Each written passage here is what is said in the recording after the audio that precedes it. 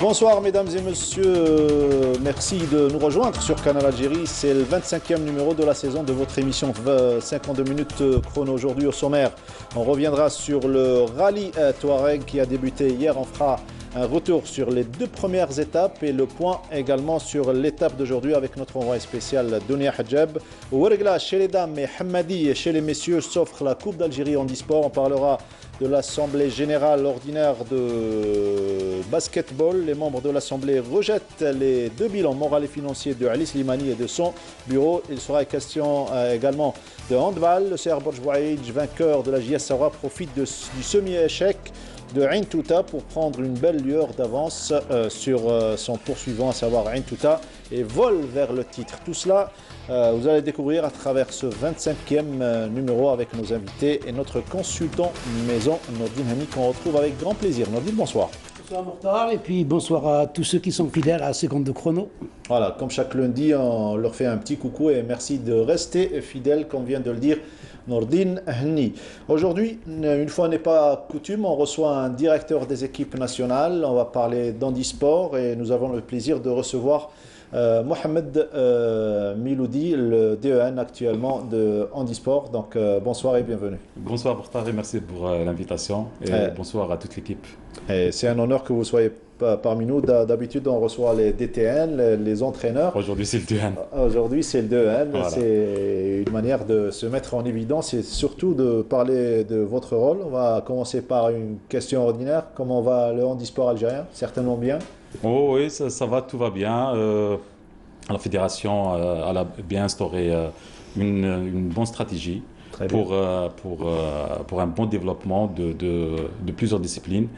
Il faut connaître que la Fédération algérienne handisport elle dispose de plusieurs disciplines, 9 disciplines exactement, qu'on est en train de développer, notamment l'athlétisme, le judo, discipline paralympique sont des disciplines paralympiques. Et on opte, Inch'Allah, pour des qualifications à Tokyo 2020. Voilà, surtout l'objectif Tokyo 2020, les Jeux paralympiques, ça sera exactement juste après les Jeux. Et contrairement aux autres directeurs des équipes nationales, vous avez la lourde tâche de gérer plusieurs disciplines, alors que d'autres fédérations, il y a une seule discipline à gérer. Tout à fait, tout à fait. La Fédération algérienne handisport, comme je vous ai dit, elle dispose de exactement 9 disciplines. Bon, je peux les citer, c'est l'athlétisme, le goalball, goalball dames et hommes. Il y a le basket, hommes et dames, bien sûr. Il y a le judo. Il y a on a rajouté ces derniers temps le tir à l'arc, la natation. Très bien. Donc chaque spécialité, en quelque sorte, c'est une fédération. Très bien. Donc, voilà. Donc c'est une discipline à gérer. Voilà, c'est une tâche vraiment lourde. Et le rôle est différent entre DEN et DTN. Oui, exactement. Le DTN, généralement, il englobe, c'est le chapeau qui englobe toutes les directions. Le DEN est spécialiste, c'est un spécialiste uniquement pour la gestion technico-administrative pour l'équipe nationale. Très bien. Et là, on vous a invité par rapport à l'anniversaire que vous avez fêté, la journée mondiale handisport, exactement. Handisport, c'était jeudi dernier. Voilà. Il y a eu pas mal de disciplines et de manifestations sportives qui se sont déroulées à travers tout le territoire national. On va revenir sur donc les deux finales handi-basket qui se sont déroulées à Stawali. Mais je voudrais tout d'abord avoir l'avis de Nordine Hani sur cette discipline qui donne tant de satisfaction et qui est toujours dans l'ombre. Nordine Hani. Tout d'abord, je voudrais parler de l'invitation de techniciens au niveau de notre émission. Je pense que les techniciens dans les différentes disciplines sont les principaux animateurs dans le sport, même si dans les textes, ils sont rejetés, ils ne font pas partie des assemblées générales, mais c'est eux qui font marcher le sport. Donc c'est une bonne chose d'avoir des techniciens qui peuvent nous expliquer vraiment comment ça se passe au niveau de l'activité, non pas de la politique de la fédération ni de la stratégie, mais de l'activité en elle-même. Ça c'est pour parler de notre invité. Maintenant, concernant le sport pour handicapés, je pense que c'est un sport qui a ramené énormément de satisfaction à l'Algérie. Il y a qu'à voir, il y a beaucoup plus de médaillés paralympiques que de médaillés olympiques. Ils sont partout, ils sont très motivés, avec peu de moyens. Est-ce que vous savez qu'un handicapé, quand il a une médaille olympique, perçoit la moitié de la absolument, donc de celui de ce qu'on appelle un athlète normal. Alors que les handicapés, c'est plutôt les autres que les handicapés. Donc il y a beaucoup de choses à dire, ils n'ont pas beaucoup de moyens. Vous savez que quand ils se déplacent, donc j'ai eu, il y a 2 jours, on a reçu donc, une personne aussi qui est active au niveau de la fédération donc, du sport pour handicapés. Et vous savez, par exemple, moi j'ai vu, on va le voir plus tard, il y a des équipes du sud du pays qui font de très bons résultats. Mais vous imaginez, quand ils font des déplacements, il faut les déplacer, il faut déplacer les athlètes, il faut déplacer le matériel, les chaises, donc ça coûte beaucoup d'argent, alors que c'est des ligues et des clubs qui perçoivent de petites subventions. Donc moi je lance un appel, le sport pour handicapés a donné à l'Algérie, l'Algérie doit donner au sport pour handicapés. Il faut changer la donne. Voilà pour satisfaire les besoins du handi sportif algérien. On va revenir à la thématique d'aujourd'hui, mais à présent on va s'intéresser à ce qui fait l'événement, à savoir le rallye des Touaregs, donc 2e édition. Et aujourd'hui, 2e étape entre Tarit et Beni Abbas. Notre collègue Dunia Hadjab de la chaîne sportive nationale est présente sur place pour couvrir l'événement du 16 au 23. On revient sur cette 2e étape avec ce commentaire signé Dunia Hadjab. Le starter de la 2e étape de la première édition du Rallye Touareg Algérie 2019 a été donné à Tarit vers Beni Abbas sur une distance globale de 150 km. L'étape d'aujourd'hui, c'est une étape trop difficile puisqu'il y a elle est variée. Il y a une portion dure et une portion sable. Et c'est dur, c'est pour tout le monde, pour l'organisateur et pour les pilotes aussi. Seconde étape qui s'annonce compliquée sera disputée sur des pentes de dunes. Magnifique pays, magnifique paysage. Et d'entrée de jeu hier, on est attaqué dans le vif du sujet avec des dunes, avec de la navigation qui était quand même assez compliquée, qui a fait une sélection vraiment dure. Parce qu'aujourd'hui, les premiers, les vrais rallymen, ils sont en tête. Hein. On voit bien, les premiers, c'est toujours les mêmes. C'est Kaiser, Dominique, et puis nous avons la chance d'avoir un Algérien qui est 3e position. Et aujourd'hui, je pense que ça va être une journée très compliquée avec des dunes et encore de la navigation. Donc c'est un rallye qui est avec une distance qui est assez courte, mais très compliquée en pilotage et en navigation. والحمد لله يا ربي درت لو ماكسيموم تاعي اللي نقدر عليه ودخلت 3e بوزيسيون. I'm happy to here to Algeria. I enjoy the dunes, so it's interesting. Thank you. C'est mon premier rallye que j'ai fait dans ma vie, quoi. Donc hier, c'était bien. On n'a rien raté, tous les points on a reçus. Donc, mais aujourd'hui, il y a beaucoup de kilomètres en dune, donc ça va devenir lourd. Le rallye Touareg Algérie propose de nouvelles destinations et de nouvelles régions à visiter à chaque nouvelle étape du rallye. Après la perle du Sahara à Tarit, c'est à Beni Abbas où sera un autre rêve pour tous les participants à ce grand événement à la fois sportif et touristique. Ah, justement, en parlant de tourisme et l'ambiance qui règne sur place, on va retrouver encore une fois Dunia Hadjab qui nous décrit cette ambiance et sans en parler plus longtemps, les images parlent d'elles-mêmes. Ah, ça va partir d'un moment à un autre. Dans le majestueux désert de Tarit, la première étape du Rallye Touareg Algérie a rendu son verdict avec la victoire de l'Algérien Lotfi Ben Mansour dans la catégorie auto 4x4. نتشرف ان شاء الله الجزائر في هذا رالي توارق وماذا بينا كما اليوم انا كلاصينا بريمير وان شاء الله ماذا بينا نزيدوا في المراتب الاخرى ان شاء الله نزيدوا نكلاصوا ماذا بينا احنا نشرفوا ديما الجزائر. Les pilotes européens, quant à eux, ont dominé les épreuves moto, SSV et camions. Moi, je ne connaissais pas l'Algérie. Je suis allé beaucoup au Maroc, j'ai travaillé au Maroc et j'ai fait beaucoup de motos au Maroc. En Tunisie, l'Algérie, je ne connaissais pas. Donc j'ai été agréablement surpris par déjà l'état de propreté par rapport à ce que j'avais connu au Maroc et même en Tunisie. Je suis impressionné. Il y a beaucoup moins de gens, il y a beaucoup moins de touristes. Pour nous, c'est mieux. Le désert est plus joli, les pistes sont beaucoup moins marquées. Les pistes sont plus faciles, elles sont moins marquées, elles sont moins défoncées. Dans les dunes, il y a beaucoup d'arbustes, il n'y a pas ça dans les autres déserts. Et les Algériens sont très contents de recevoir un rallye, ce qui est bien. Au Maroc, ils sont un peu blasés. À travers un dîner traditionnel, les participants étrangers nous ont fait part de leur bonheur d'avoir dégusté les plats traditionnels algériens. And I gonna eat now this soup shorba. Shorba. Shorba. You like this kind of food? Oh, I like it very well. Vous mangez quoi là? Apparemment c'est du poulet, couscous quoi, couscous algérien. Très très bon, très bon. Ça fait plaisir, ça fait du bien. Après une première étape, c'est quand même assez dur, donc voilà. Moi j'adore. J'ai pris 3 plats de soupe et je vais prendre beaucoup de couscous. On va se régaler parce que demain on a encore une grosse étape, donc il vaut mieux se rassasier un petit peu. À propos de ce rallye, le Touareg est le deuxième plus grand rallye au monde après le Dakar. Eh bien ça on ne le savait pas, c'est une bonne information à donner aux Algériens et aux amoureux de la discipline. N'est-ce pas Nordine Hani? Une bonne ambiance, la shorba, le couscous, Ouais, tout y est. Donc c'est vrai que ces derniers temps, les rallyes ont pris beaucoup d'ampleur ici en Algérie. Hein. Ça commence à se développer, les étrangers viennent de plus en plus nombreux. Les Algériens commencent à s'y intéresser.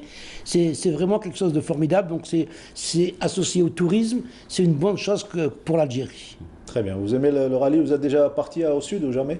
Si. Exactement à Territ, ouais. Je suis fan de toute façon. Ça vous a plu? Oh, oui. Voilà, donc on vous invite à revoir. De toute façon, vous aurez l'occasion de revoir l'émission ce soir à partir de 22h. Allez, on arrive à ces deux finales en attendant de retrouver Dounia Hadjab pour nous décrire et surtout nous parler de la suite du parcours, donc la 3e étape qui est annoncée pour demain. On va s'intéresser aux deux finales handi-basket dames et hommes qui se sont déroulées à Stawali. Et victoire sans surprise de Ouargla, alors que Hamadi a surpris un petit peu l'équipe adverse. Hein, oui, tout à fait. Tout à fait. Bon, il y a le final de basketball homme. Hamadi elle a eu 62 points par rapport à Msila à 39 points. Et par rapport aux dames, c'est Ouargla qui a obtenu le championnat d'Algérie par 49 points par rapport à l'Alma, 36 points. C'est le 13e titre pour l'équipe de Ouargla. Exactement. Et donc, on s'y attendait à ces résultats? Tout à fait. De toute façon, c'est la préparation. C'est la préparation qui... et ils ont pas cessé de travailler. Donc, c'est le fruit de toute une année de travail. Et l'équipe de Ouargla, c'est elle qui forme pratiquement l'équipe nationale. Exactement, voilà. L'ADTN était sur place, mais l'ADEN était à Chlef. Exactement, parce que j'avais un stage à diriger, le goalball homme. Là, ils vont partir pour un tournoi international qui va se dérouler en Turquie très prochainement. Inch'Allah, le goalball, de toute façon, en plus, il y a le powerlifting aussi, c'était un stage toujours à Chlef. Chlef, pourquoi Chlef? Parce que c'est un site vraiment très bien, il est merveilleux. Un excellent centre de préparation. Un excellent, sans, bien sûr, sudanais aussi, mais on penche vers Chlef parce que la majorité des athlètes sont de la région. De la région. Ils sont pas loin. Et le climat est meilleur. Le climat est meilleur. J'aurais peut-être une question à lui poser. C'est l'enfant de Chlef qui parle. Alors, et même vu l'accessibilité. Très bien. L'autoroute directement. L'autoroute, non, l'accessibilité par rapport aux handicapés. Ah, très bien. Oui, c'est du plat, c'est... Ils ont tout refait pour abriter les handicapés au sein de ce centre. Alors, quand on voit les résultats, on voit Ouargla, Msila, l'Elma. Où sont les grandes villes dans ce sport pour handicapés? Où est Alger, où est Oran, où est Constantine, où est Annaba? Bonne question. Pourquoi on ne retrouve pas les grandes villes? Pourtant, les handicapés sont partout. Oui, c'est une bonne question. Vraiment chercher. C'est intéressant de voir justement pour la sélection. Bon, de toute façon, je suis nouveau dans le poste de DEN. Donc je ne peux pas vous donner une explication explicite, mais je vais chercher pourquoi. C'est peut-être parce qu'il n'y a pas beaucoup de moyens. Que les gens ne sont pas intéressés quand il n'y a pas beaucoup de moyens. En quelque sorte, quelqu'un qui est intéressé, c'est beaucoup plus les régions qui sont éloignées par rapport au centre. Mais je vais chercher. C'est une manière de s'exprimer également. Il faut donc de montrer qu'on est là. Donc vous représentez les grandes villes, vous avez les grands sports, mais pour nous, nous avons les sports mineurs et donc la frange des handisportifs sont là pour représenter leur Moi, région. j'aurais bien aimé poser cette question aux ligues concernées, c'est-à-dire la Ligue d'Alger, la Ligue d'Oran, la Ligue de Constantine, de Annaba, les grandes villes. Pourquoi vous posez cette question? Parce que vous pensez que les grandes villes pourraient avoir de meilleurs résultats par rapport à la disponibilité on pourrait en retrouver au moins. Infrastructures. Ouargla domine depuis longtemps. Le Ouargla en féminine domine depuis quelques années. 13e titre. Voilà, donc Msila aussi, donc l'Alma aussi. Ma question elle reste posée aux gens donc, de la Fédération des sports pour handicapés. Pourquoi les grandes villes ne possèdent pas des clubs qui peuvent rivaliser? Est-ce que c'est par rapport au peu de moyens, donc les gens ne sont pas intéressés? Vous savez, quand il n'y a pas de moyens, donc les gens préfèrent ne pas activer. Mais c'est dommage d'en arriver là. Dommage d'en arriver là, mais en tout cas, l'équipe de Ouargla continue à dominer.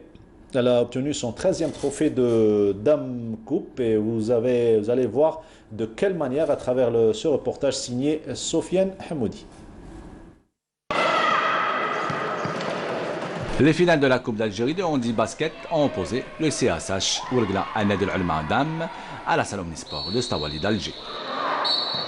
Le match des féminines a opposé la meilleure équipe à l'échelle nationale, le CSH Ouargla, avec déjà 13 Coupes d'Algérie et autant de titres en championnat.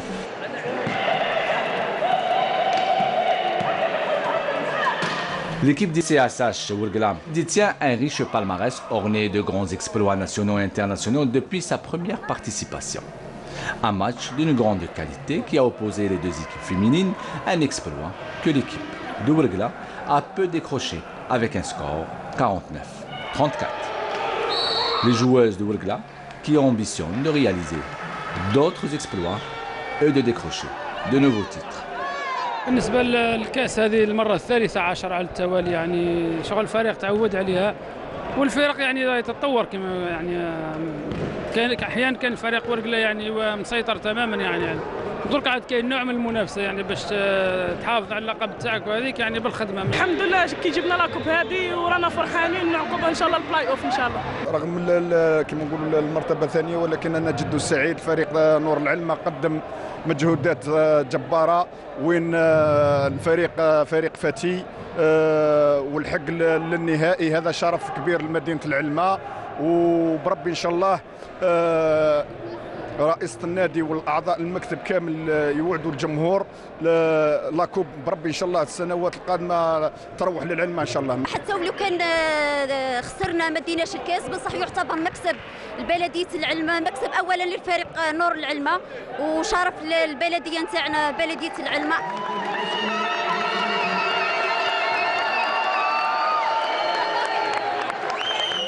Voilà, c'est avec un grand plaisir qu'on revoit notre ami Moustapha Bouflah. Ah oui, absolument. Donc, à qui on souhaite un prompt rétablissement, puisqu'on a vu qu'il est sur une chaise, alors que d'habitude, lui, il est très dynamique. Donc, prompt rétablissement à notre ami Moustapha. Et qu'on veuille ou non, la promotion de l'handisport en Algérie, c'est lui. Absolument, absolument. C'est lui, la Ligue d'Alger. Et c'est pour ça que je disais, quand il était élu au niveau de la Ligue d'Alger, ça fonctionnait mieux. Lui, il connaissait bien son domaine, il a beaucoup donné pour le sport. C'est un plaisir de le revoir et de le voir remettre les trophées. Donc, une considération pour ce qu'il a fait pour le sport pour handicapés. On lui souhaite un prompt rétablissement, un rapide retour à Canal Algérie, puisqu'il était notre consultant handisport. Oui. Vous avez quelque chose à dire? Peut-être les équipes nationales en stage concernant le handi-basket? Oui, tout à fait. On a prévu, Inch'Allah, trois rencontres en international. Très bien. Parce que pour les disciplines basketball, goalball et judo. Très bien. Pourquoi ça? Tout simplement parce que le niveau en Algérie, pratiquement toutes les équipes se connaissent. Oui. Donc il y a peu par rapport aux valides. Donc la stratégie de la fédération, c'est de voir la qualité, plutôt la technicité des athlètes en international, avant d'entamer les échéances futures. celles qui vont venir juste après. Exactement. Si Ouargla a dominé largement et a remporté son 13e trophée chez les dames, chez les garçons par contre, Norm Sila n'a pas pu donc conserver son titre, puisque Norm Sila, c'est elle qui a gagné l'année dernière chez les garçons. Oui. Et cette fois-ci, si mes souvenirs sont bons, enfin Norm Sila sont connus pour leur invincibilité durant ces dernières années. Ça n'a pas été le cas, puisque l'équipe de Hamadi a su les coiffer sur le fil et gagner le trophée de Dame Coupe cette saison. On retrouve encore une fois Sofiane Hamoudi. La finale des hommes tant attendue, le match a été équilibré durant les 2 premiers quarts de jeu, 19-9, 31-16.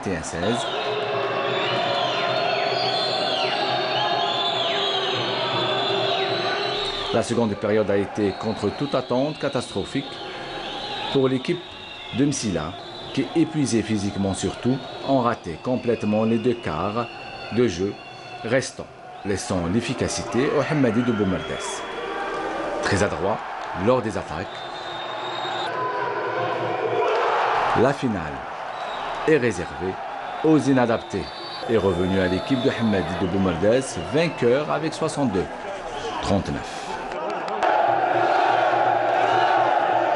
الحمد لله ربحنا بالشعب تاعنا بالمسؤولين تاعنا يعني والله غير صافي بليزير يعني كيما يقول كان عرس رياضي كبير في يوم وطني للمعاقين يعني ونشوفوا بهم بلي محتاجين صح المعاقين ان شاء الله المسؤولين اللي راهم على باليش يدوروا شويه المعاق هذا ويشوفوه. الحمد لله يا ربي عندنا واحد العام وحنا 3 سنين وحنايا حبينا نلعبوا على باش نجيبوا تيتر والحمد لله ربي وفقنا ان شاء الله. الحمد لله يا ربي قراص على ربي هو الاولاني، قراص على الشعب، قراص على لا فيدراسيون اللي دارتنا هذه. الحمد لله واحد راه ينحي الطاقه تاعو ويخرج الطاقه تاعو وربي قدرنا ان شاء الله. كانت منافسه قويه يعني ما كناش نستناو المقابله بهذه السهوله ونشكر كل اللي ساهم في هذه المقابله ونشكر كل الشعب الجزائري وخاصه ناس بومرداس وناس 14.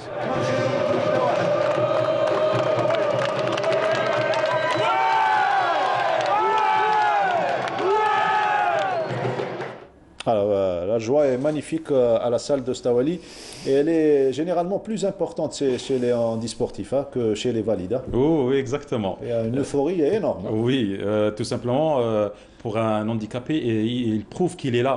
Et il montre aux gens qu'il est là, il peut faire des choses comme un valide. Donc c'est un moyen d'expression. Exactement. Et des fois mieux qu'un valide. Oui. Voilà, d'ailleurs, ça se voit à l'image avec cette euphorie du succès. Bravo encore une fois à l'équipe de Ouargla et à l'équipe masculine de Hamadi Wilaya de Boumerdes. Allez, on passe à toute autre chose, à savoir l'Assemblée générale ordinaire. Elle était loin d'être ordinaire, celle de la famille du basketball, avec la lecture des 2 bilans moral et financier, avec la présence de 59 membres sur les 101 qui composent l'Assemblée générale, présence de Mustafa Baraf, ancien président de la fédération et actuellement président du comité olympique algérien. Slimani a commencé par défendre son bilan, donc lecture des 2 bilans, en présence de la famille du basket, bien évidemment. Présence donc du bureau fédéral surtout, qui était là pour accompagner Ali Slimani. Et on est revenu sur l'exercice de 2018, le bureau fédéral avec le directeur technique national ici présent. Quelques interventions de Ahmed Beniabou pour un petit peu faire des remarques au président de la fédération. Il y avait l'ex-président Bouarifi qui était là pour lui également parler de choses négatives qui se sont déroulées durant le mandat de Slimani, les représentants de Ligue de Wilaya qui étaient présents également. Et juste après, l'arbitrage qui était pratiquement le clou de cette assemblée générale, l'arbitrage représenté par et là, c'est le président du Nasser du Sendé, Ben Aliwa, et l'arbitrage, M. Belkham. On en avait parlé la semaine dernière sur les arbitres qui n'ont pas été payés durant ce mandat. Et la réponse de Slimani, on va dire, c'est détracteurs qui, pour un petit peu remettre les choses en place. Et ensuite, on est passé au vote. Au vote. Et pratiquement, il y a eu la majorité écrasante, 29 contre, qui ont voté contre, qui ont rejeté le bilan de Slimani et de son bureau fédéral, contre 6 qui ont voté pour et 3 abstentions. Ça, c'est le bilan moral. Et le bilan financier, même chose, 29 contre 6 et 3 abstentions. Il faut dire que ça mijotait il y a quelques mois, Nordine Hané, on s'attendait un petit peu à ce scénario. Oui, c'était prévisible.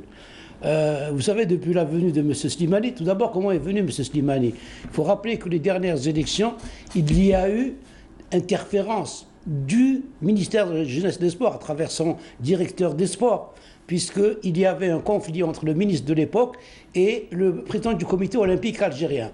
L'éligibilité de Boualifi, déjà, a été contestée déjà. Slimani s'est retrouvé candidat unique. Donc la partie a été déjà jouée. Donc à partir de là, une fois le ministre parti et que le ministre soit parti, il y a des règlements de compte automatiquement. Quand ça démarre mal, ça finit mal. Ensuite, quand M. Slimani est venu, il y a eu des missions de 4 secrétaires qui activaient dans le bureau de Boualifi qui ont quitté. Il y a eu 2 DTN qui ont démissionné, Belbekri Fouzi et un second, avant l'arrivée donc du 3e. Il y a eu le directeur des jeunes talents qui a démissionné. Il y a eu le secrétaire général qui a démissionné. C'est des signes qui ne trompent pas, que ça ne va pas au niveau de la famille du basket. La veille de l'élection, il y a eu... tout le monde était attendu à Suidania, puisque la fédération organisait le repas, le dîner et la nuitée, alors que la majorité était... La nuit du doute. La nuit du doute. Alors que la moitié était au Caroubier.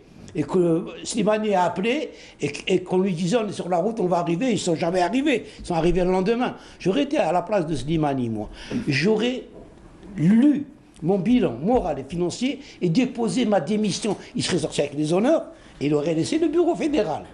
Là, il a attendu qu'on lui signifie qu'il parte. Là, il part et il part avec tout le bureau fédéral. Donc ça va faire un vide. Déjà que le basket a démarré en retard. Ouais. Il y a eu beaucoup de contestations des clubs qui ne voulaient pas démarrer.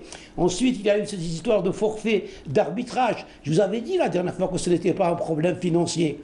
C'est un autre problème. C'était un autre problème. C'est un problème relationnel. Donc tout est relationnel. Donc je pense qu'il y a eu d'autres fédérations où il y a eu des rejets aussi. Hein. Vous ne pensez pas que Ali Slimani a un petit peu perdu l'estime de l'Assemblée générale après avoir voté non contre Beraf lors de l'Assemblée du Comité olympique algérien? Mais bien sûr, mais Beraf est le président d'honneur du basket, qu'on le veuille ou non. C'est le président d'honneur du basket. Et Beraf s'est fait un malin plaisir à venir assister au départ de Slimani. Il a assisté 5 minutes, ensuite il est venu pour dire voilà, je sais que tu vas partir, parce que tout le monde le savait. Tout le monde le savait. Même ceux qui ne connaissent rien au sport savaient que Slimani n'allait pas rester. Ça se tramait depuis un bon bout de temps. Donc je pense que nous sommes en train de payer les déboires des élections d'il y a 2 ans, où beaucoup de présidents de fédérations ont été imposés, ils ont été imposés, qu'on le dise, par des fonctionnaires du ministère de la Jeunesse et des Sports. Pourtant, cette même assemblée, c'est elle qui voulait la venue de Ali Slimani, lui qui était connu pour ses assises en 97, souvenez-vous. Et il avait un bilan irréprochable à l'époque. Écoutez, vous savez de quoi est composée une assemblée générale? Elle est composée de clubs et de ligues. Vous savez qui c'est qui finance les clubs et les ligues? C'est les directions de la jeunesse et des sports. Donc c'est les directeurs de la jeunesse et des sports qui reçoivent les directives du ministère pour mettre Flan ou un tel. Parce que c'est eux qui détiennent le nerf de la guerre. C'est pour ça qu'on parle nous, à chaque fois de prise d'otage d'un président de fédération. Est-ce que les gens savent qu'un président de fédération ne choisit pas son bureau? Avant, le président de fédération venait, il ramenait son bureau. On votait pour le président et son bureau. C'est normal parce qu'il faut s'entourer de gens en qui on a confiance, en qui on va travailler. Donc quand vous ramenez un président de fédération et que vous lui mettez un bureau qui n'est peut-être pas d'accord avec lui, ça ne peut pas marcher. Et c'est tous ces dysfonctionnements dans les fédérations qui font qu'on arrive à des situations pareilles. Alors là, vous me tendez une perche pour vous poser cette question. Vous êtes plus ancien que moi et vous avez couvert plus d'assemblées générales que moi, mais le peu d'assemblées générales que j'ai couvert, j'ai constaté en tant que journaliste, et c'est le constat de plusieurs journalistes, que c'est pratiquement les mêmes groupes, les mêmes personnes qui enlèvent un président et qui, quelques années plus tard, se mettent d'accord pour ramener un autre président ou remettre le même. Quelle explication donner à cela? C'est des intérêts qui sont en jeu. C'est des intérêts qui sont en jeu. Dans toutes les disciplines, il y a des meneurs. Il y a des meneurs au niveau des assemblées générales. Moi, j'ai assisté à une époque l'Assemblée générale de la Fédération algérienne de handball, où il y avait un monsieur Feu Rahmouni, Allah yirhamou, maintenant qu'il est parti. Il se réunissait à l'hôtel Sveltes la veille des élections, et les présidents de clubs et de ligues passaient dans sa chambre, juraient sur le Coran qu'ils allaient voter un tel. Je l'ai vu de mes propres yeux, j'y ai assisté.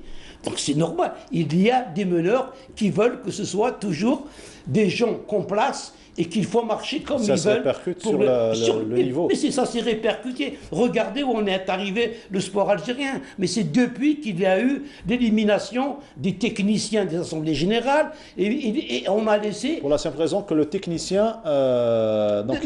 défend sa discipline. Il défend le côté technique. Mais bien sûr. Regardez, vous avez des présidents de fédération. Ils sont dans une fédération. Une fois qu'ils quittent la fédération, ils ne se rapprochent plus de la discipline. Le technicien... il va mourir auprès de sa discipline. Très bien. Alors, on va écouter les échos, bien évidemment, de ceux qui ont voté contre et ceux qui ont voté pour. Ils ne sont pas nombreux, mais ils ont été courageux pour s'exprimer. Avant d'écouter Ali Slimani, on va écouter ceux qui ont voté contre le bilan de Ali Slimani. Concernant le Jamaïa al-Amma, c'est Mokhtar, voilà, comme vous avez vu, ça s'est déroulé dans de très très bonnes conditions. Les gens كانوا متفاهمين الامر حتى من البريزيدون خروجه وتقبلوا بصدر رحب على كل حال. ونشكر الفيدراليه اللي خرجت من هذا الاخر. نشكروها على العمليه. Elle a essayé de faire quelque chose, malheureusement, elle n'a pas réussi, mais bon, on passe et on passe à autre chose. الله غالب, c'est comme ça, c'est ainsi fait la vie. الله غالب, كاين الناس يتقبلوا ناس وكاين الناس ما تتقبلش وهذه هي الدنيا. Parce qu'après un constat caractérisé des insuffisances et des carences durant ces 2 années, nous avons été mis dans l'obligation de rejeter et le bilan moral et le bilan financier. Car, je l'ai dit, je l'ai expliqué, il y a un déclin du basketball national, il y a des résultats décevants, voire critiques de nos équipes nationales. On ne peut pas positiver des échecs. Et c'est les raisons pour lesquelles il y a eu beaucoup d'argent qui a été dépensé dans des déplacements et peu d'argent dans la formation. Donc c'est un constat aussi amer. Et c'est ça qui nous a poussé à prendre une décision, je pense, sage, sereine, dans l'intérêt suprême du basketball. On a voté contre aujourd'hui pour la simple raison qu'on quoi, ça fait 2 ans qu'on attend, on avait un espoir qu'en quoi il va redresser la situation, il va rassembler, il va aider surtout les associations qui sont, on vous maintient par exemple des minutes de moyens, de sponsors, etc. etc. Mais jusqu'à maintenant, après 2 ans de service pour la famille de basket, rien n'a été fait. وهذا هو تلزم الحال باش اليوم نقولوا لا للجماعه.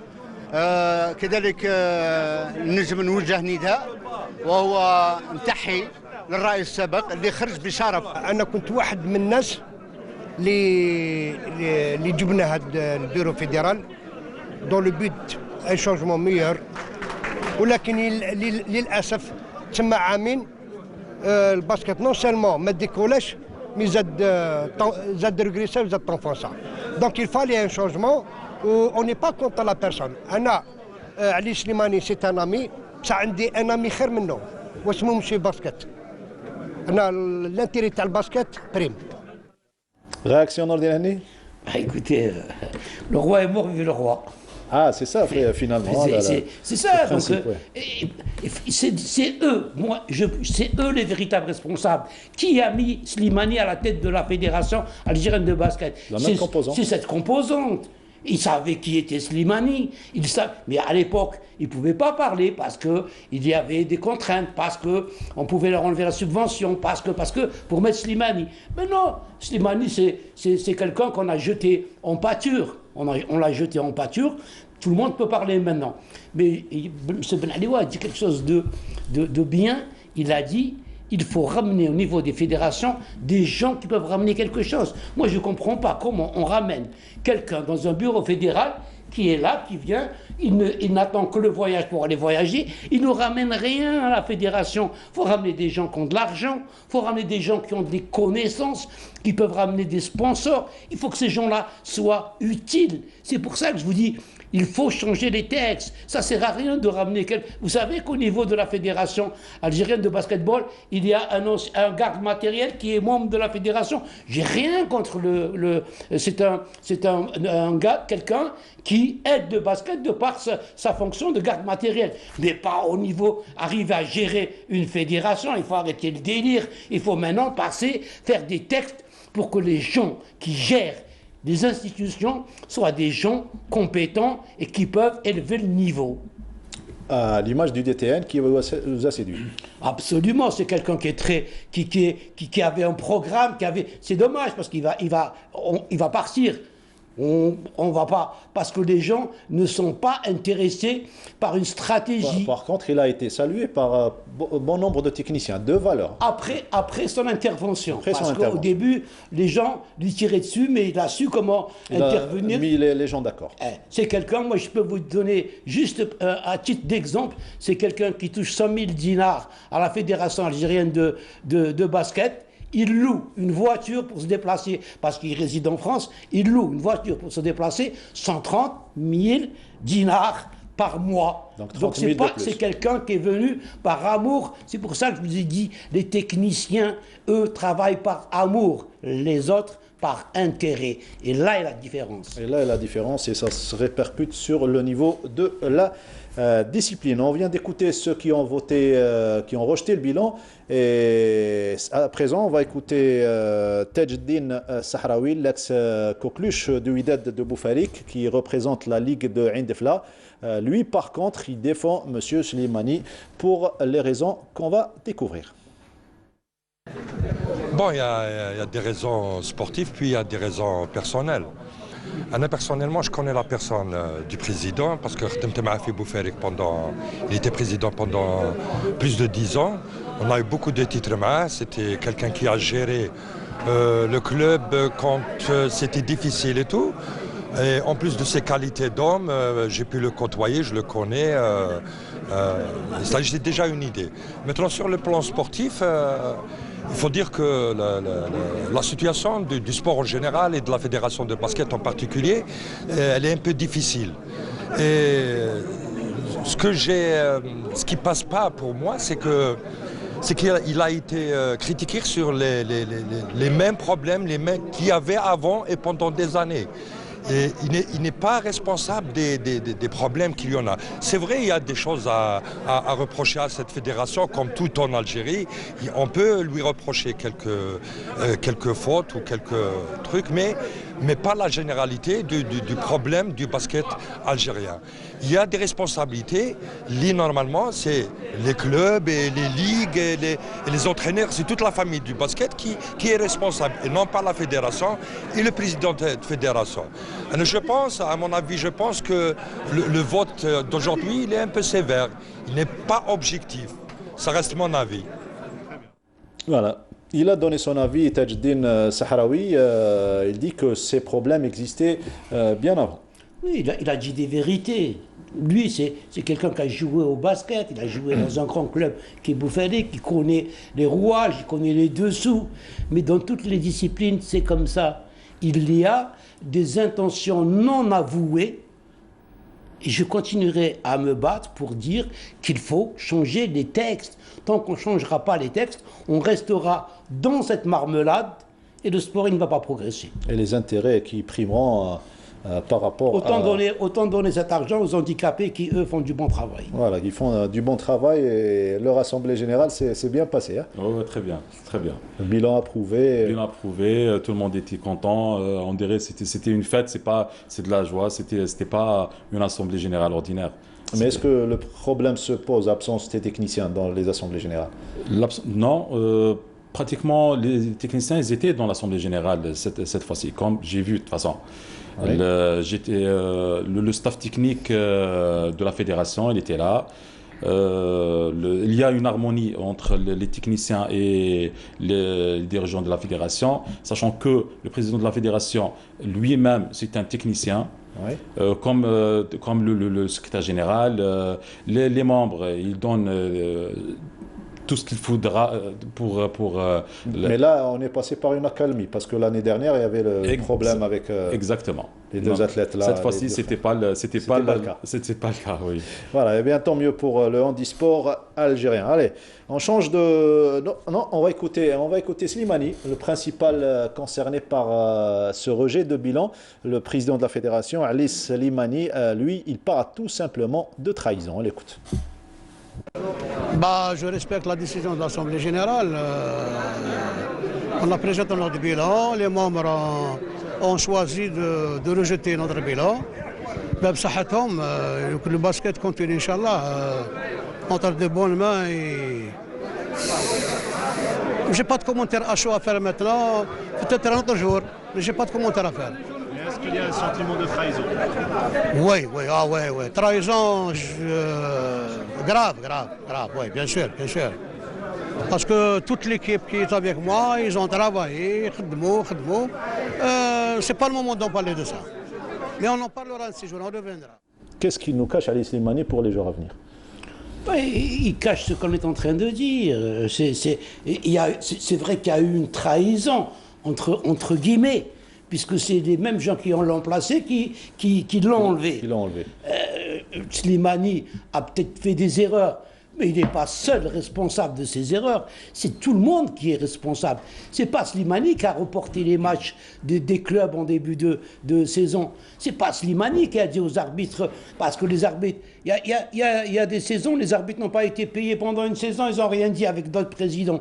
Et là, il fallait trouver un prétexte pour enlever Slimani. Slimani a été enlevé parce qu'il a été contre Braf. Il faut dire des choses telles que sont. Et ils sont nombreux. Et les comptes ne sont pas terminés. Il y en aura d'autres qui vont venir. Il y en aura d'autres. Peut-être le retour de Slimani au prochain mandat. On ne sait jamais. Enfin, Slimani, maintenant, d'après la réglementation, il ne peut pas se présenter pendant 2 mandats. Quand il a eu le carton rouge donc pendant 2 mandats. Notamment le rejet du bilan financier. Mais je vous ai dit, Slimani il sentait cette trahison, il le savait. Enfin, quand je dis trahison, ça ne veut pas dire... Lui, il appelle ça trahison. Moi, je dis que non. C'est une assemblée générale qui a décidé de se séparer de ce monsieur. Et donc, Slimani aurait dû, normalement, démissionner, sortir avec les honneurs. Vous ne voulez pas de moi? C'est moi qui pars. C'est tout. Il serait parti. Et il l'a dit durant la lecture de ses bilans, mais c'était un petit peu trop tard.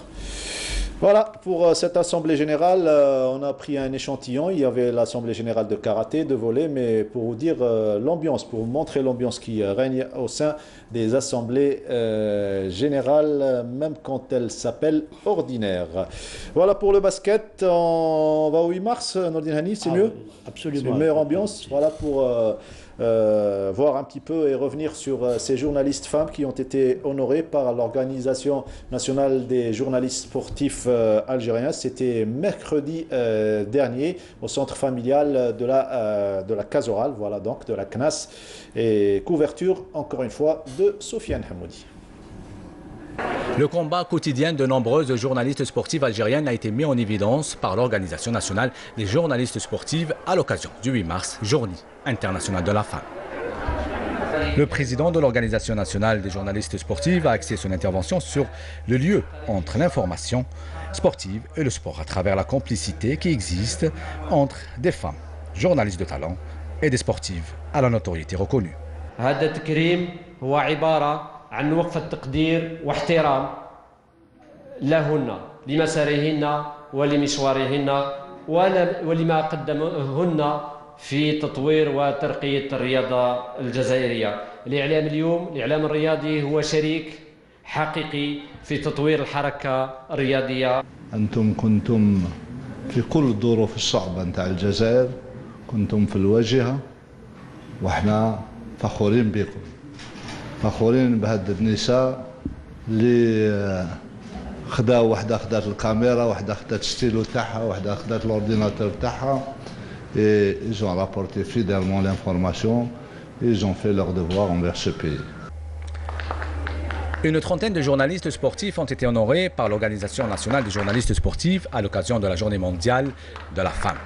Cette traditionnelle concerne cette fois-ci les journalistes comme Wahba Belhoua, Sekina Betamine, Zahra Mishti, Wassila Batis, ainsi que d'autres journalistes de la presse. Je remercie l'Organisation nationale des journalistes sportifs algériens d'avoir pensé à nous et surtout les femmes pionnières qui ont commencé leur carrière sportive dans des moments difficiles dans les années 80-90. Donc on était quelque part les premières femmes journalistes sportives qui ont ouvert la voie aux autres femmes. J'ai rencontré des dames, elles-mêmes elles ont assisté, elles ont fait la couverture de la Coupe d'Afrique des Nations en 90. Donc c'était vraiment une très très belle occasion. Moi personnellement, c'est pas la première fois qu'il me récompense, c'est très gentil, ça me fait chaud au cœur et je souhaiterais beaucoup de chance pour toutes les femmes. Cette journée a permis de rendre hommage à ces consoeurs et aux pionnières de la presse sportive en cette journée particulière et ô combien significatif. Encore une fois, un grand respect à toutes ces femmes. Absolument, parce que moi je les ai connues en deux occasions. Je les ai connues quand j'étais athlète, quand j'étais entraîneur. Ouais. Donc c'était des journalistes qui faisaient la couverture des événements sportifs. Comment c'était le début, les années 70-80, leur présence, les femmes sur le... Écoutez, moi je me rappelle, c'était un début vraiment timide, et puis, mais elles s'intéressaient beaucoup. Wahba Belhoua, moi je me rappelle, j'étais entraîneur au NED, elle travaillait dans un journal qui était à Usindé. Après son travail, elle venait au complexe. Elle assistait aux entraînements, elle posait des questions, elle a suivi. Il y en a beaucoup. Saïda Azouz, qui est l'une des pionnières et qui aurait dû être notre invitée aujourd'hui, malheureusement, elle a eu un empêchement, elle n'a pas pu venir. Mais je les ai connus quand j'étais athlète, quand j'étais entraîneur. Et puis ensuite, c'est devenu des consoeurs. Et donc, on a travaillé ensemble. C'est des personnes qui se disent pas on connaît tout. Par rapport aux hommes, les hommes, quand ils viennent, ils commencent à peine à se mettre au journalisme. On a l'impression qu'ils savent tout, qu'on n'a rien à lui apprendre. Non, les femmes s'intéressent. Je peux vous citer Amel Feddi qui était au sport. J'ai démarré avec elle au handball. Et bien, par la suite, c'est devenu une passion pour elle, le handball. Parce qu'elle s'intéressait, elle venait, elle écoutait. La femme... C'est une grosse perte qu'elle ait quitté le service de la Chambre. Absolument. Donc, je dis un grand bravo à toutes celles avec qui étaient avant donc, journalistes et moi acteurs, et qui sont devenues donc, des consoeurs, avec qui j'ai de très bonnes relations. Et je dis bravo pour le travail qu'elles ont fait, qu'elles font et qu'elles vont faire. Mohamed Miloudi, votre avis sur la présence de la journaliste femme dans les enceintes sportives, certainement c'est une bonne chose pour l'évolution du sport. Tout à fait, parce que généralement une femme, elle est compréhensive par rapport à une athlète. Oui. Donc une athlète, elle peut tout dire, elle n'a pas de barrière. La représentativité de la femme, de la journaliste femme au sein de plusieurs manifestations que chaque fédération ou chaque association fait, c'est primordial. Donc ça crée cet équilibre avec les Exactement. Et j'ai oublié de citer une, mais alors une qui est vraiment très très forte, c'est Nassima Djaoud. Nassima Djaoud, il ne faut pas l'oublier. Nassima Djaoud qui fait un travail extraordinaire, qui est partout. Et elle consacre sa vie rien qu'à la vie journalistique. Avant c'était le Nagra. Le Nagra, ça pèse lourd. 13 kilos. Et moi, je me rappelle, à l'époque, j'étais entraîneur et elle était journaliste. Et je la voyais se trimballer avec le Nagra. Quand je suis rentré à la radio, que j'ai pris le Nagra, j'ai compris que c'était dur de prendre un ingrat. Donc un grand coucou à Nassima Djaout, qui est une femme exceptionnelle dans le domaine sportif. Et elle continue à faire son travail convenablement. Et quand on dit Djaout, c'est un nom lourd à porter. Hein, absolument, elle s'est frayé un chemin, elle est partout. Vous savez, vous pouvez lui demander de faire une interview de Maradona, demain, elle vous le ramène. Elle est extraordinaire comme femme, elle est extraordinaire. Elles sont toutes extraordinaires. Elles sont extraordinaires. Et je leur fais un coucou à toutes. Voilà, à toutes les femmes, et plus spécialement les journalistes qui ont été honorés par l'ONJSA. Là également, un point positif de l'organisation nationale des journalistes sportifs qui s'intéressent à toutes les franges de la société. Vous avez beaucoup parlé aujourd'hui. Et il vous reste du jus pour le handball? Ah oui, pour le handball, il y aura toujours jusqu'au dernier souffle. 5e journée des playoffs et Borj Bouaïdj qui prend un point supplémentaire. Elle avait 3 points d'avance et elle en compte à présent 4 points. Ah oui, à la surprise générale, donc personne ne s'attendait à ce que Ain Touta aille faire match nul à Annaba. C'est vrai qu'Annaba revient, c'est vrai qu'Annaba c'est une école de handball, c'est vrai qu'Annaba a des atouts, mais personne n'aurait donné ce match nul, n'aurait parié sur un match nul entre Ain Touta, qui avait encore des chances de jouer pour le titre, même si mathématiquement elle en a encore, hein, puisqu'il reste 3 matchs je pense, et que le dernier match Ain Touta reçoit Borj, à une condition que Borj fasse un faux pas. Et donc Borj a gagné contre Saoura, Ain Touta a fait match nul, et ça fait donc 4 points de différence. Alors on s'envole vers le titre du côté de Borj Bouarejdj. Je vous l'avais dit la semaine dernière, c'est tout à fait mérité. Bouarejdj donne une leçon à beaucoup de clubs qui achètent des joueurs sans savoir que pour faire une équipe, il faut un travail de profondeur et non pas ramener des noms.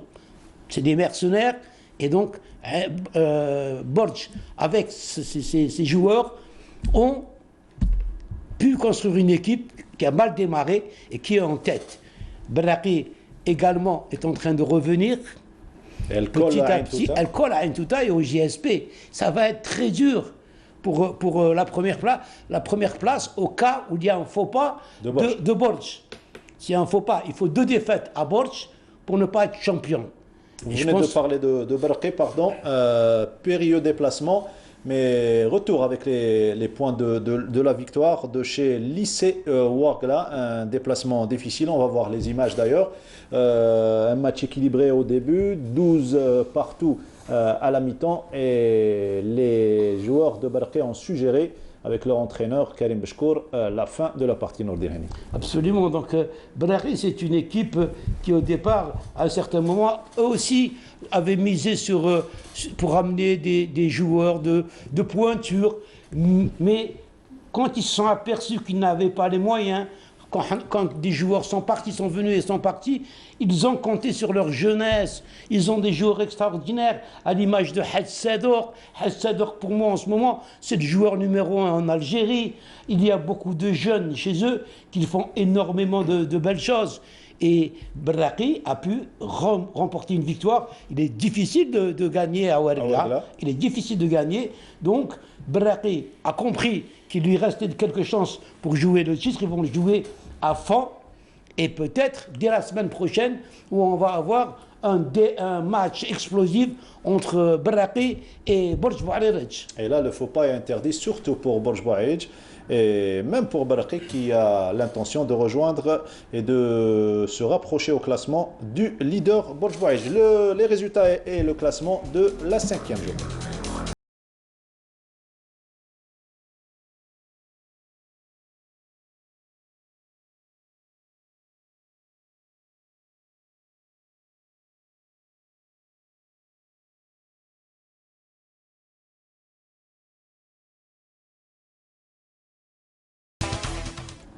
Alors que Borj Bouarejdj occupe la première place au classement des playoffs après 5 journées, Al-Wad et Shelrom El-Aïd partagent la première place dans la phase play-down, alors que les grandes écoles sont menacées de disparition. Ils vont pratiquement disparaître, à l'image du handball club d'El Biar, d'Al Harrouch. Djumouloudia de Saïda a 1 degré moindre, puisqu'elle est à 5 points avec le SARZE, à 1 point de Tajnant, à 2 points de Mila, donc il y a beaucoup de chance. Mais je pense que pour le handball club d'El Biyar et pour Al-Harroch, c'est chose faite. C'est dommage pour des grandes écoles qui disparaissent de la sorte. Mais tout cela est dû à des moyens financiers. C'est pour ça que je vous dis, il y a des irrégularités dans les subventions. Vous avez des villes où les autorités locales sont là, financent leur club, s'en donnent de l'argent, donc on peut acheter des joueurs, on peut monter une équipe, alors que dans d'autres clubs, à l'image d'Al-Harroch, d'El Biyar, du Mouloudia de Saïda. Mouloudia de Saïda, c'est, quand on dit Mouloudia de Saïda, on dit handball. Mouloudia de Saïda, c'est depuis l'indépendance. Le Mouloudia de Saïda est même avant l'indépendance. C'est dommage que des équipes comme ça vont descendre en division inférieure, mais comme c'est des clubs qui ont des traditions, ils reviendront vite. Inch'Allah, ils reviendront surtout pour la beauté du geste, le spectacle. Le handball est un sport spectaculaire et le deuxième sport populaire en Algérie après le football. Le programme de la prochaine journée, la 6e, ça se jouera vendredi. Tous les matchs se joueront à 15h, Nordin, vendredi 22 mars. Avec un fameux, je vous l'ai dit, il ne faut pas le rater, ceux qui peuvent y aller, Braqi Borj Bouarerich. Le GSP, lui, accueille l'OM Annaba, ce sera un match. On va attendre la réaction de Annaba qui doit être, après son match nul contre Ain Touta, va vouloir faire quelque chose contre le GSP. Ain Touta, Skikda, c'est pas gagné, attention, Skikda peut créer elle aussi une surprise. Et puis on aura un match entre deux équipes qui ont assuré leur maintien, donc qui ne sont pas intéressés par le titre, entre la Saoura et Ouergla. Concernant les playdowns, vendredi 22 mars à la salle OMS de Barqi, on aura plutôt les playdowns, on aura donc pas à Barqi. Donc voilà, je parle des dames, pardon. Avec les playdowns, je reviens 22 mars à El Biyar. Donc il y aura handball club d'El Biyar face à l'Olympique Alouad. Chelroum Eid recevra le MC Saïda et Riyad El Harroch face au MB Tajnant. Concernant les dames, il y aura donc le 22 mars à partir de 14h30 à la salle OMS de Barqi, Bajjarah face au GS Pétrolier, le derby algérois qui s'annonce déséquilibré. Le 23 mars à partir de 14h à El Biyar entre le handball club d'El Biyar et l'US Erbous. Ça c'est une belle rencontre à suivre. Ouzelagan à 11h affrontera le Hawa Saïda. NRF Constantine face à l'ASF Constantine, un derby, ça sera à Zouari de Constantine à partir de 10h et à 11h30 Didouche Mourad face au CF Boumerdes, ça sera à la salle Zouari, donc dans la même salle à partir de 11h30. Voilà pour le handball, on passe au volleyball. Et la 10e journée de la nationale 1 dame, nous avons couvert pour vous un match qui a opposé la Lanterne Rouge, le Wydad de Ain Taya, qui a affronté le MB Béjaïa. Victoire nette et sans bavure des Béjaouis. Mais il y avait de belles choses à voir, comme nous le raconte Wahib Abdelhoua. Le Wydad Ain Taya a réussi à installer le doute chez le Mesh'al Beladiyet Béjaïa lors du premier set de la rencontre qui les a opposés, si ce n'est la mauvaise préparation physique des coéquipières de Yasmine Oudni. Le nouveau promu de la division 1 vise le maintien. Selon son adversaire du jour, le Mesh'al Beladiyet Béjaïa, le club de Ain Taya ne cesse de progresser depuis la première journée, surtout après avoir dominé le premier set et le gagné sur le score de 25 à 18 points. Le MBB se ressaisit au deuxième set pour mieux s'organiser et faire face aux difficultés dans les combinaisons et l'organisation du jeu. Il creuse l'écart malgré les tentatives de Ain Taya et termine le set en sa faveur. Le troisième set était décisif pour déterminer l'avenir de la rencontre. Beaucoup de duels entre Ain Taya et le MBB au filet, mais plus d'expérience chez les jeunes bougiotes de Imagulaya qui rentrent chez elles avec les 3 points du match. On a peu de séances d'entraînement à la salle de Ain Taya. Une équipe de première division qui s'entraîne 3 séances par semaine, 1 heure, c'est insuffisant.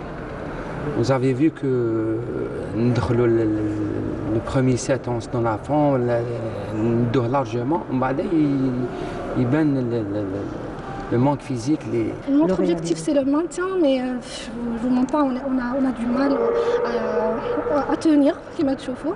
Donc إن شاء الله مازال le championnat n'a pas encore مازال ما خلاص Inch'Allah, on va se ressaisir bientôt. On a des difficultés, surtout par rapport au match l'aller.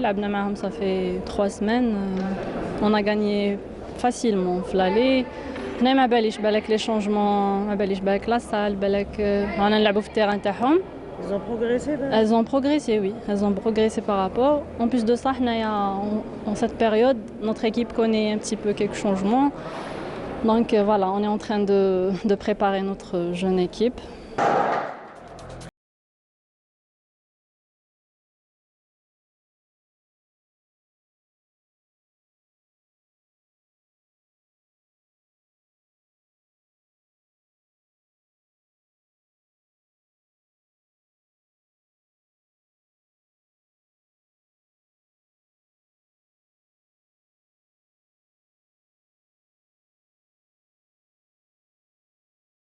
GSP qui s'apprête à succéder à lui-même, lui qui a décroché le titre ces dernières années de domination de l'équipe du GS Pétrolier, qui compose là également l'ossature de l'équipe nationale. On revient à notre invité, Mohamed Miloudi, directeur des équipes nationales handisport. On a parlé donc des objectifs et surtout des compétitions qui se sont déroulées. Et là, il y a du pain sur la planche. Il y a beaucoup de compétitions internationales notamment qui vont venir pour le handisport algérien. Tout à fait, Mokhtar.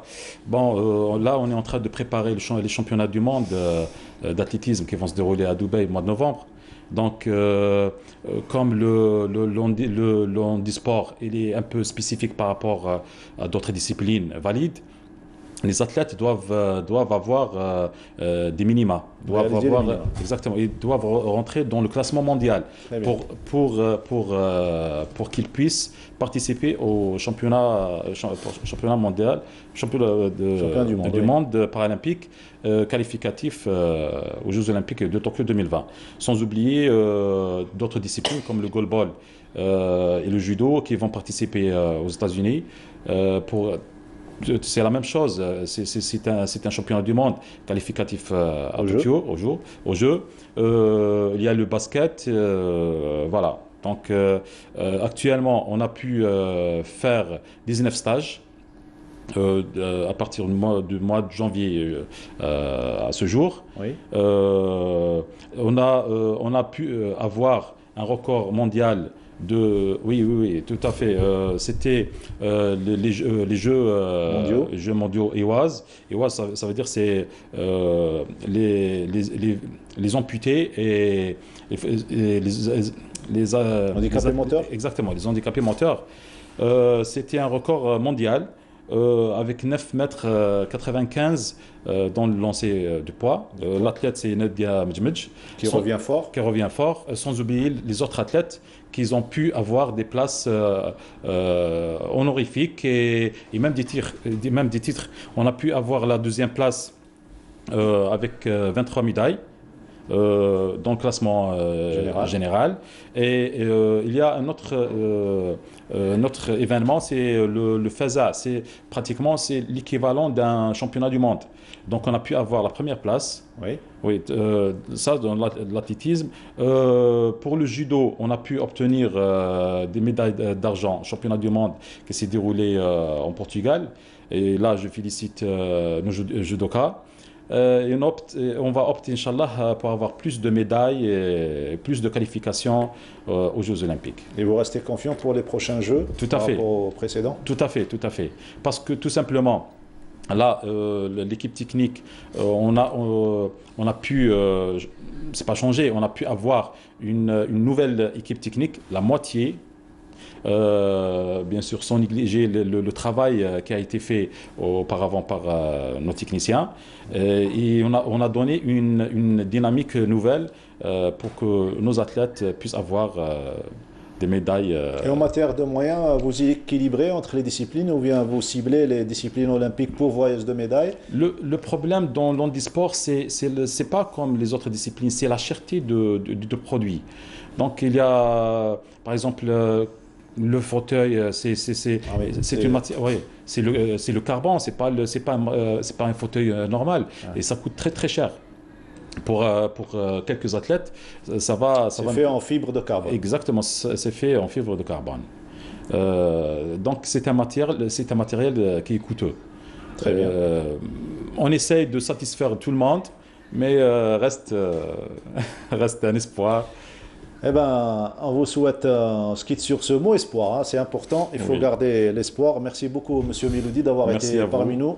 Si vous voulez revoir l'émission, voilà l'adresse YouTube et Facebook également, et l'adresse email entv.dz. Nordine Hani, un dernier mot? Oui, juste pour présenter mes condoléances à Malek, donc notre ami de Yaker du MJS, et puis la famille du handball a perdu un de ses enfants, ancien joueur du CRB. Il s'agit de Ourabia qui a disparu, qui a été enterré hier. Donc toutes mes condoléances à la famille Ourabia et à la famille Yaker. Yaker qui a perdu son papa, Rabbi Yarhamou, et à la famille Ourabia, toutes nos condoléances à la famille. Merci à vous d'avoir été parmi nous. On se retrouve lundi prochain. Nordine Hani, on se retrouve lundi prochain pour d'autres informations. Merci à Wafa Al-Rouati et Faudel Nordine. N'oubliez pas les rendez-vous jeudi à partir de 19h30, Smaïl Belkhaïdia pour Sport Weekend, et Hakim Kshroud à partir de dimanche à partir de 21h pour Canal Foot. Quant à moi, je vous retrouverai lundi prochain, même heure, même station.